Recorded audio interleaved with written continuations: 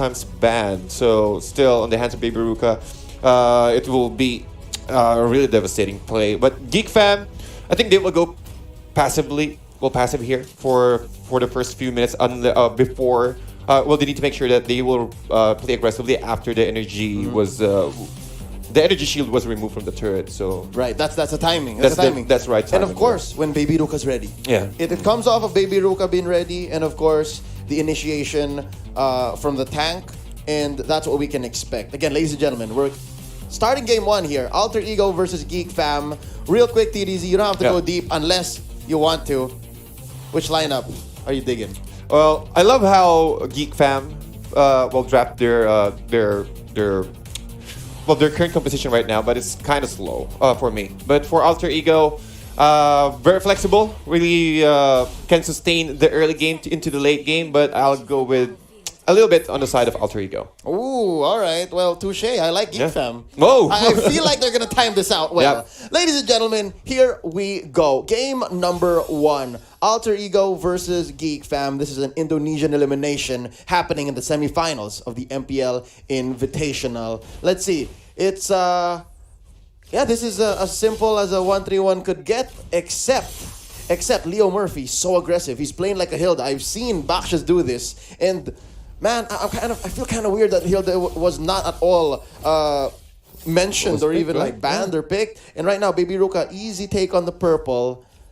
And you're right. I think it's Alter Ego who wants to be on the aggressive side first. Yeah. And then Geek Fam gonna try to go for a counter. That's real. Because, for the first few minutes, they need to control Freeze as soon as possible, prevent him from getting his level 4, and then Udil against Freeze. This will be a Udil against Freeze game here for the first game. We've seen how Lunox able to burst any kind of heroes here once he's able to get his level 4. Really aggressive here for Odile. And also Ahmad, once he's able to get his level 4, we might see a lot of rotations here. An early rotation for AE to control or at least stop the movements from Geek Fam. So far, it looks like mission accomplished for Alter Ego. Zun's going here for the check. They're able to make Frizz recall. 1 minute, 30 seconds.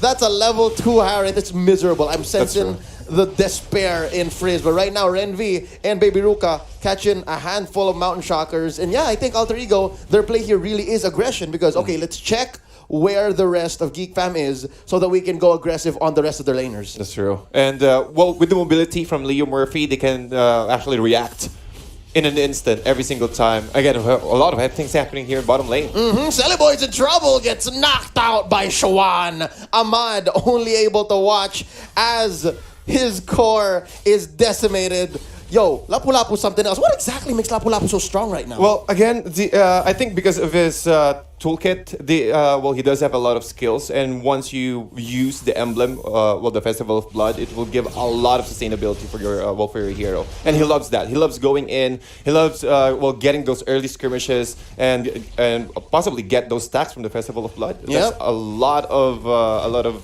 opportunity or a lot of strength or advantage that he's able to get up, especially once he's able to get that first blood. You mentioned he has a lot of skills. He technically has 6.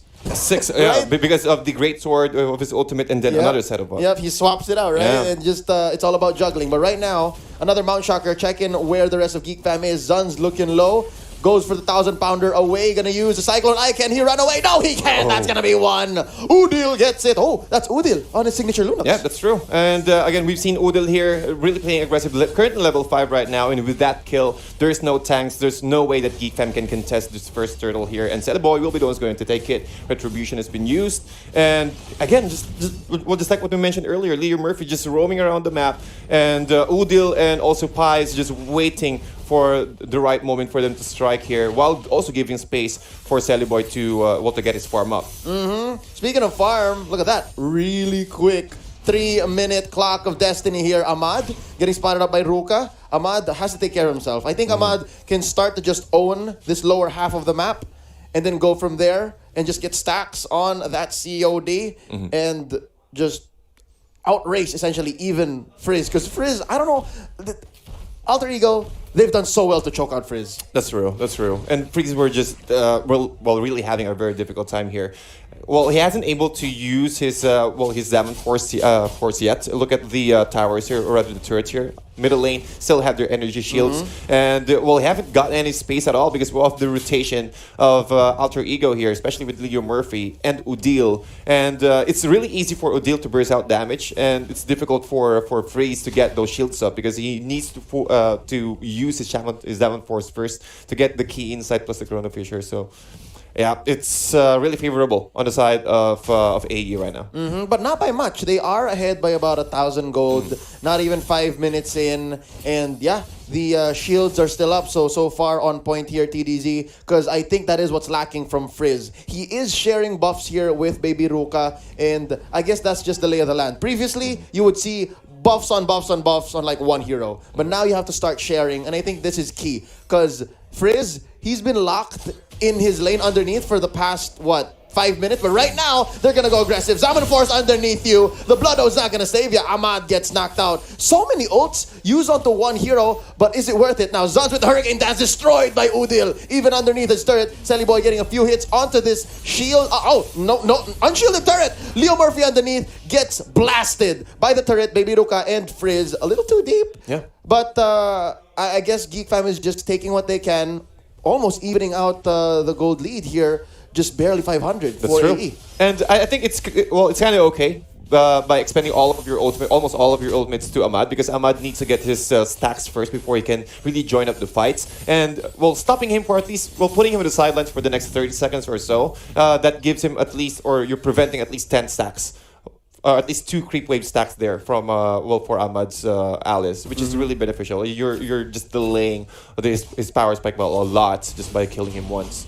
So essentially, Ahmad is Alter Ego's Frizz. Like you just do everything you can before it's too late, which now opens up Udil. Right now, Dark Knight falls just to protect this turret take up top. Pi, you got a job. Pi, you gotta do it. Pi just lets go. He says, I can't, man. It's too much. Now Zuns and the rest disengage. Leo Murphy coming in, rolling. He's going to be looking for an engagement here. Nope, that's going to be a jump out by Baby Ruka. And so far, TDZ, I like it. Baby Ruka's been picking his fights very well. Very smart. That's true. Well, just like what you mentioned earlier, he's more of a conservative core hero. He doesn't want to really go over it. However, here, a lot of skirmishes happening into the middle lane. Diamond Force been used already. That's gonna be the puissance by Leo Murphy, drawing out an ult or two, and they're gonna disengage just like that. Geek Fam, they don't want anything to do with this. It was too late. Yeah, now that Alter Ego saw that almost all of the ultimates of Geek Fam has been expended, they will start rotating on a different lane now. 34 more seconds for the next objective, which is the turtle. But look at the positioning here from Geek Fam, just completely isolating, getting all the angles here, any openings on the side of Alter Ego, just waiting and securing the best position that they can. Ooh, up top though, Renvi pops the Quadrant Inferno. One more hit from Sully Boy. That orange buff, worth it in weight and gold. Here's another one in mid though. Zun get 1,000 pounder away. And wow, Pi is cutting the lane. Pi just doesn't care. TDZ up top. That's gonna be the Diamond Force. And the Dark Knight falls. Is it gonna be enough? No, Ahmad. it's not. Ahmad outplays one. It's a trade. Oh, that feels miserable for Geek Fam. Yeah. However, here bottom lane, we're seeing a lot of the tone is welcome here with Leo Murphy here. Woo! Able to force the flicker out on Schwan, but he will try to contest this one out with the protection under the protection of the tier 1 turret, but not enough. Even Sally Boy is also wishing to be part of those skirmishes right here, but still AE getting all of the trades in their advantage. Again, you've exchanged Ahmad for Baby Ruka. Baby Ruka, well, he's not really looking good when it comes to the KDA now. Just using the Blood Oath on his rare position. He's soaking stealing all the HP from 2 heroes. Yeah, that's so worth it. Yeah. Even if Frizz, I don't know, man. Just trading the Alice for Baby Ruka, by all means, keep doing that. So far, Alter Ego, they are ahead and they have figured out what Geek Fam is doing, and they may have done their homework an extra page more. That's true. And look at this, 26k, almost 4k net worth lead now for Alter Ego. And when it comes to items here, however, Ahmad might get another one here. Ren able to run away again with the pounce. But Ahmad is really a big threat right now for Geek Fam. Ahmad, despite all that they've tried to do when he was down bottom, moving up apparently, just a quick swap was all it took. And so far, Pi, I'm liking what Pi is doing. He's a role player. Yeah. He's just, I'm going to work this lane. Tell me if I need a Daytona's welcome. Whoever I catch, it's a good deal. Now look at this. Zuns and Frizz. Oh, let's see. Pi needs to play carefully here. Zuns with just 1,000 pounder into the protection of the tier 2 turret. It will be a secured kill here. But look at Pi. Yeah, look at the stacks. Look at the stacks on this man. Yeah. Even with a big guy here, and also perfect usage of the so-called teamwork from that jungle creep there. He knew that there's someone hiding inside the brush, so he backed off for a little bit. Yeah. But as long as he can provide information that Lapu Lapu is still here, and plus another one hero, Geek Fam, or rather Alter Ego, can go in a different lane. And as you can see, Ahmad and also Sally Boy is just farming the top lane here. Really confident that no one from the side of Geek Fam will contest their lane. Yep, Sally Boy is just has infinite uptime. Like if he's not using Mountain Shocker, he's helping push a lane. And then he swaps over into essentially a playstyle that Baby Ruka just can't have. Yeah. Baby Ruka needs to be part of these things to effectively have impact on the map. Selly Boy, he's fine. I do think that Alter Ego have figured this out, and that's why they allowed the Hellcurt earlier, because they knew how to play around it. That's now, looking at the way that Alter Ego is playing here, they have not yet pushed mid lane turret, the second tier turret, but they're already starting to choke out. Selly Boy takes the purple. Yep, and look at the items here. Oh, just one more component here from Selly Boy to get his endless battle. Well, for Baby Ruka, still just one more component left for his BOD, so he's way too much farmed here. Almost 2k net worth advantage, or 2k gold advantage up against for our core heroes here.